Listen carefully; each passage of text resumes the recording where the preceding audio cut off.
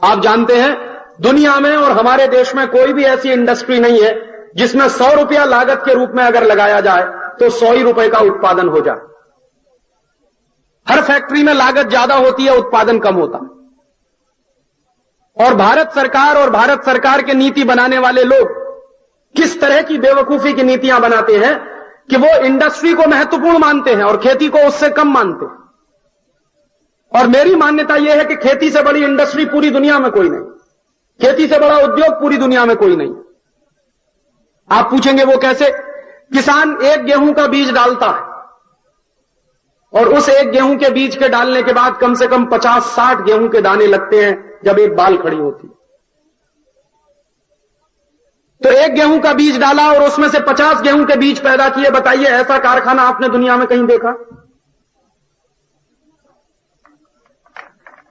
इतना जबरदस्त पूंजी का निर्माण जिस कारखाने में हो सके, ऐसा कारखाना कहीं आपने देखा?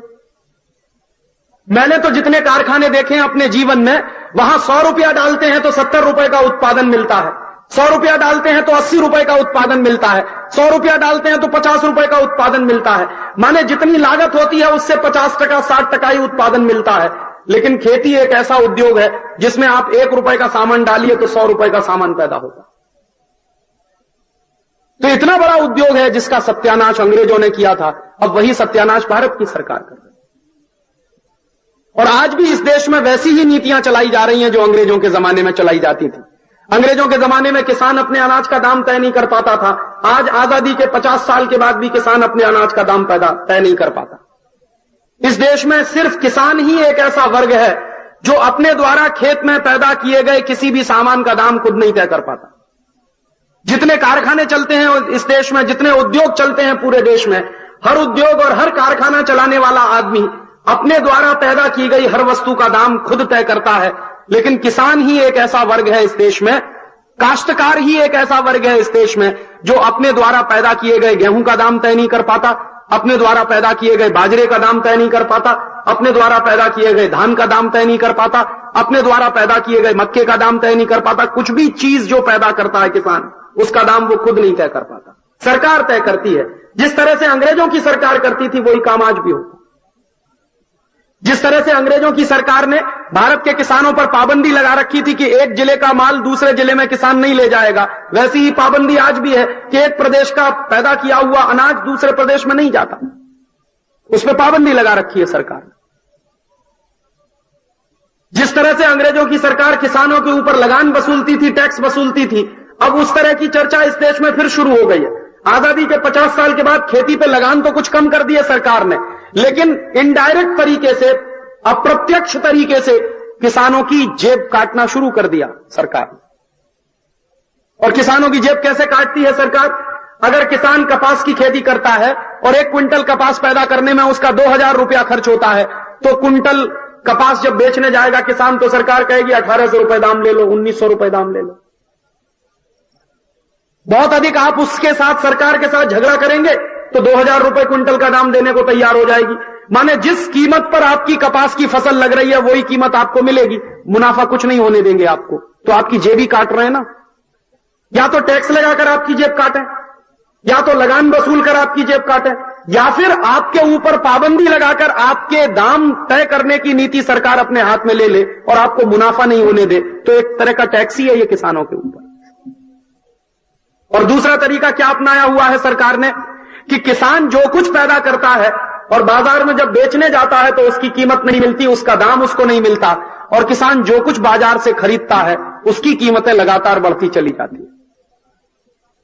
अपने खेती में डालने के लिए फर्टिलाइजर लेता है, खाद लेता है, अपने खेती में डालने के लिए कीटनाशक लेता है, अपने खेती में डालने के लिए बीज लेता है, अपने खेती में और कोई चीज इस्तेमाल करनी हो किसान को जो बाजार से खरीदनी पड़े तो उन सब के दाम तो बढ़ते चले जाते हैं। 100% दाम बढ़ जाएगा, 200% दाम बढ़ जाएगा, 300% बढ़ जाएगा, 400% बढ़ेगा, 500% बढ़ेगा। लेकिन जो किसान बाजार में बेचने के लिए जाएगा कोई चीज तो उसका दाम नहीं बढ़ता उस रेशियो में। तो हमेशा खेती घाटे का सौदा रहती है। खेती में जो लगाते हैं वो निकलता नहीं, और खेती में जितना लगाते हैं जब निकलता नहीं है तो किसान की खेती घाटे में आ जाती है, और जब घाटे की खेती करना किसान शुरू करता है तो कर्जदार होता है, कहीं ना कहीं से कर्ज लेता है, या तो साहूकार से ले या बैंकों से ले, और कर्जदार हो जाता है जब किसान, तो उसकी हालत और भी दयनीय हो जाती है। इस देश में ऐसी नियम और ऐसी व्यवस्थाएं चलाई गई, और कर्जा लेकर जब किसान खेती करता है तो उसके क्या नतीजे निकलते हैं। पिछले साल आंध्र प्रदेश के 100 किसानों ने जो आत्महत्या की थी, वो सबसे बड़ा उदाहरण इस देश के सामने है।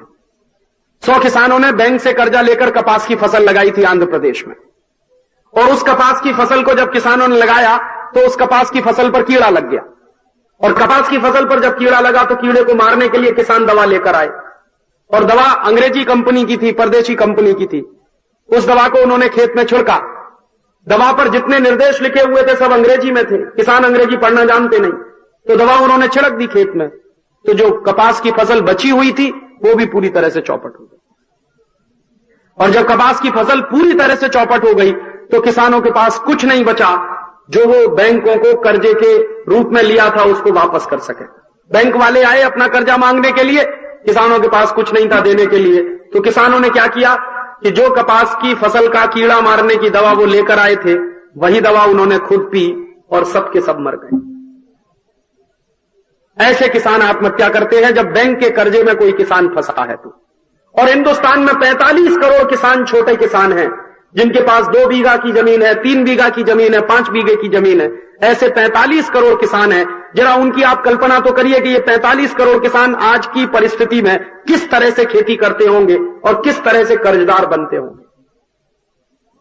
और इस देश में कभी कभी क्या होता है कि गांव का किसान कोई कर्ज ले लेता है, कर्ज चुकाने की स्थिति में नहीं होता, और कभी कभी वो कर्ज माफ कर दिया जाए तो पूरे देश में हंगामा हो जाता है, और हर साल हजारों करोड़ रुपए का माफ किया जाता है पैसा बड़े बड़े उद्योगों पर, बड़ी बड़ी इंडस्ट्रीज पर। इंडस्ट्रीज बैठ जाती हैं, उद्योग बैठ जाते हैं, उनके पैसे डूब जाते हैं और बैंक वाले कुछ नहीं कर पाते। और जब किसान के कर्जे की माफी की बात आती है तो हंगामा कर देते हैं पूरे देश में।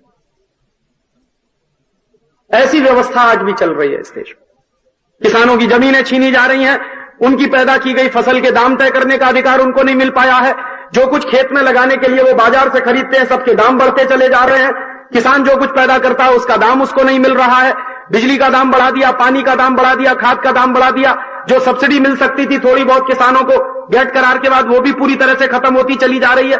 इस तरह से लगातार बर्बादी के रास्ते पर ही है।